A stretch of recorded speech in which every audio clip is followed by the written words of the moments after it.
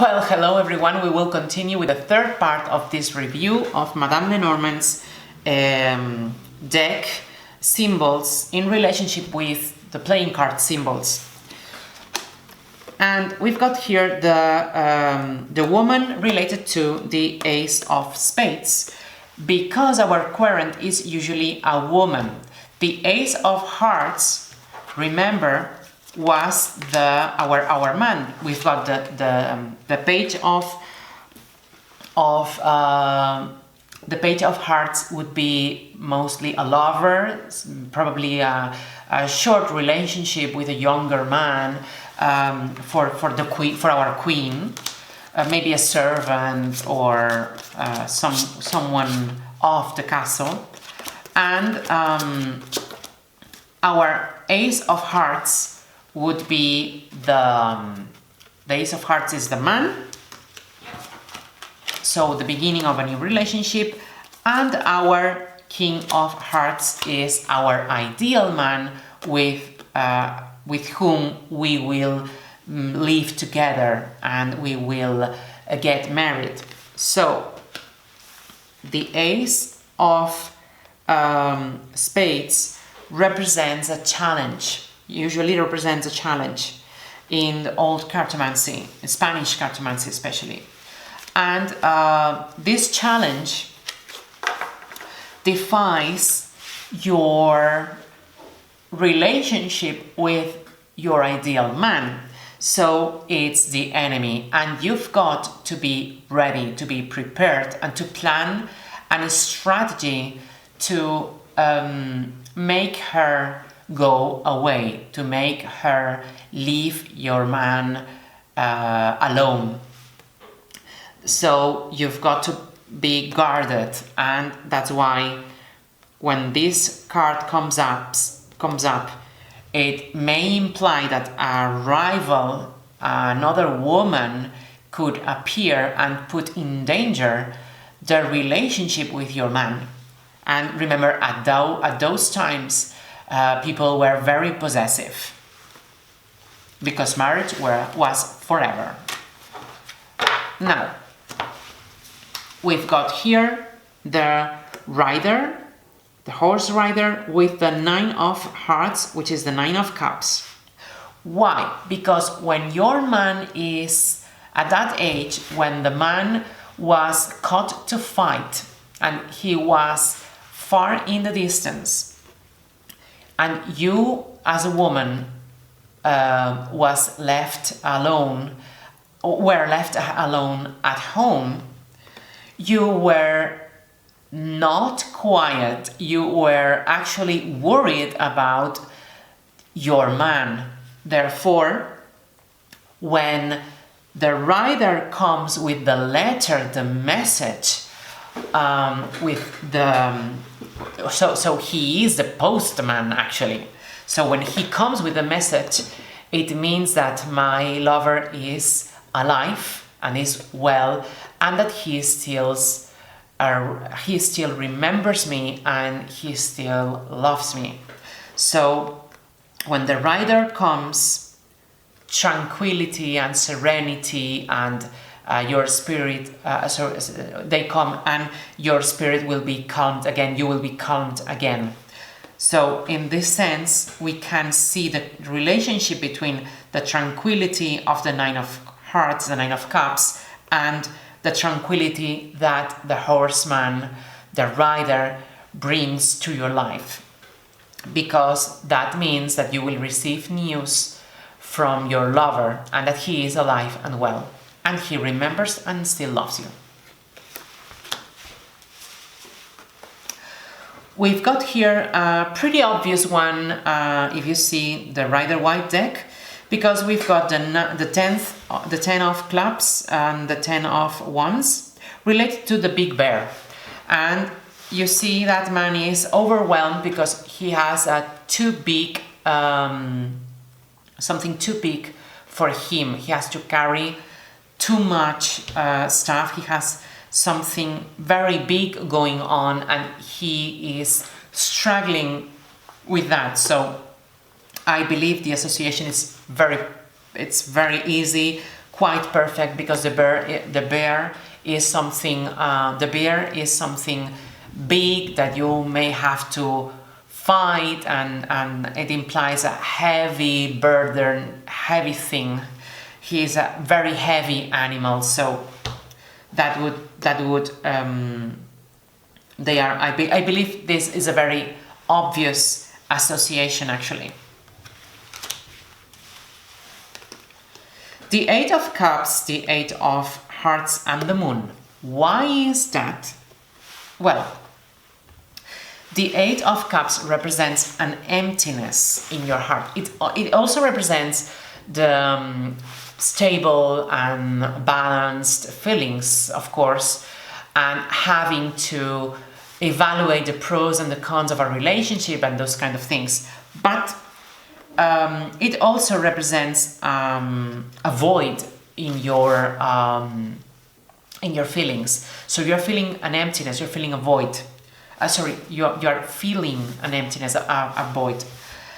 And the moon also represents missing that person. So the emptiness in your feelings and the sadness of that emptiness. So they go actually very well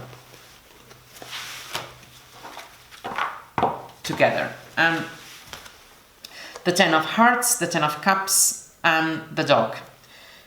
We've got here the family with the children, and you can understand that it's the dog. It also reminds us, this card also reminds us of the Ten of Pentacles that we saw in the first video. And it represents happiness, everlasting happiness, and a quiet life. Everything is settled, you are settled down, and that's when you can afford having a dog, having another member of the family. You are prosperous, and you can have a very loyal friend that you can keep and that you can feed. So for me, those two are very, the dog and as the faithful friend, and the Ten of Cups, the Ten of Hearts would not match if it weren't for the fact that both cards represent happiness in the family, good times for our family, and these kind of things. So I believe they both go very well together, actually. Our Queen of Pentacles, Queen of Diamonds, is the path, is the road, is the two roads that spread. It's like a crossroads. But because she's the Mother Earth, she also represents Hecate. Not so much, but it represents the earthly power of Hecate. And it also represents that when you are managing your economy, because this queen manages the economy of the family. She is the one that that keeps the accounts, and she is the accountant of the family, and she will have to make decisions about the budget of the family. That's why she will have to choose a path. She will have to make decisions about which way to go, and decisions about the economy of the family. That's why I believe the path and the crossroads, making a choice in which about which path to go, link very well with the Queen of Diamonds. Now, for the Coffin and the Nine of Diamonds, Nine of Pentacles, they don't seem to match very well, do they? But indeed they do, because in my readings, when I've been reading this card intuitively, instinctively, in my readings this last year, I've been noticing that the coffin shows up many times representing a treasure chest, and the chest where you put valuable things to guard them and to protect them and to keep them safe. And for me, that would be the very obvious link between the nine of diamonds and the coffin. And the nine of diamonds and the coffin also link because this person is retired, and she may receive money from the state because of the retirement. And when you are retired, you've got the money in your chest, in your treasure chest, and you keep spending it, but you keep spending it, and you also find here that when someone retires, they have this feeling that life is end, that they don't have any more projects left. With the coffin and the 10 of diamonds, when someone is retired, we see that they feel that their life is already ended, that they don't have anything else to do, that is that kind of life until their death, and the next step would be their death. So they are going to be so it's the next step. I've seen that some of the links, some of the associations between the Lenormand drawings and the actual cartomancy meaning is like they are showing the next step, that is the most logical step connected to the playing card. So the playing card would mean my retirement, and that situation would last until my death. So that would be it.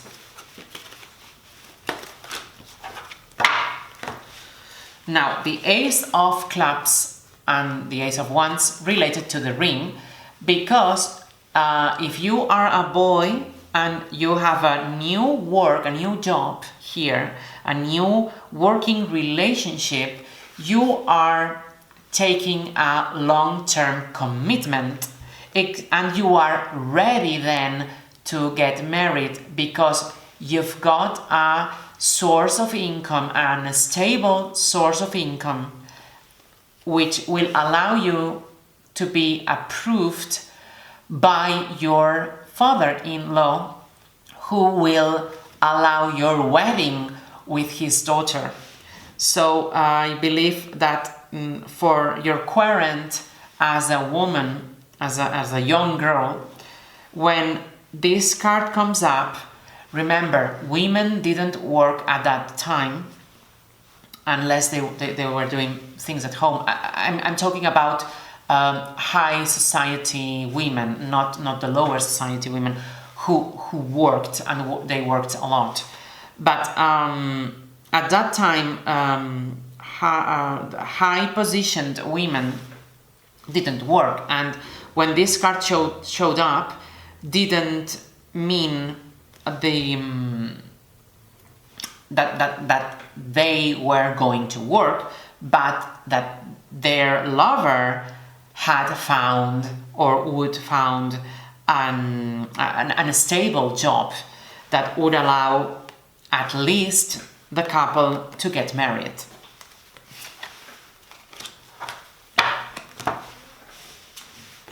Now we've got a not so obvious one, which is the Scythe.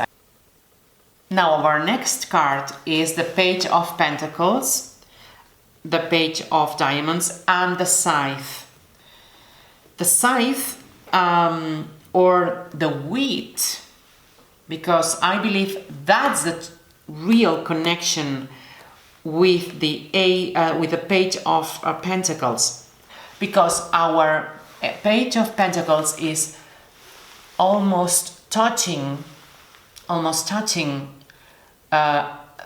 his project, he feels like he already has it fully fulfilled. He is about to fulfill. Remember, it's a relation. It's a new beginning. So he is about to be able to fulfill his dreams. He is about to use their prime matter and to sell it in order to win some money. So he has the prime matter already prepared, and he is about to go to the market to sell it, so he can almost taste the flavor of the money in his hands already. So it's like he already has the profit. In that sense, he already has the wheat. He has harvested everything, and he is about to sell it and to make money with it. So for me, that's the actual link, the actual association between those two cards. That with the scythe here, he will have to cut his connection to the product of his job. He will have to, like in Karl Marx, in the Marxism, he will have to sacrifice. He will have to sacrifice his the product of his job if he wants to get money. So he would have to let go of things. That's why the scythe is also linked to that new beginning of money coming to you. In order to make a step forward, remember, it's a figure, a chord figure, not a pipe. So you will have to let go of something to make a step forward and grow. Remember, pentacles are about growth, and you will be able to grow if you let things go, if you cut your relationship with some things and you sell them, and that would allow you to gain, to win the next logical step into your life. So that is the actual association with both symbols and the card and the Lenormand drawing. We've got here the Seven of Pentacles, the Seven of Diamonds with the birds. Now, that isn't obvious unless you will understand that birds are cyclic animals. They come and go. So when they arrive, you know spring is here, and when they go, you know the winter is here. In that sense, our Seven of Pentacles here has to wait for the cycle, the very same way that we have to wait the birds to come and the birds to begin to give us eggs to be able to sell them. So that is a relationship between the money that comes here and the birds, because you have to wait for the cycle to be complete so that they can give you eggs again. If instead of birds they were chickens, you would understand the idea of those cycles and being able to win money with those eggs.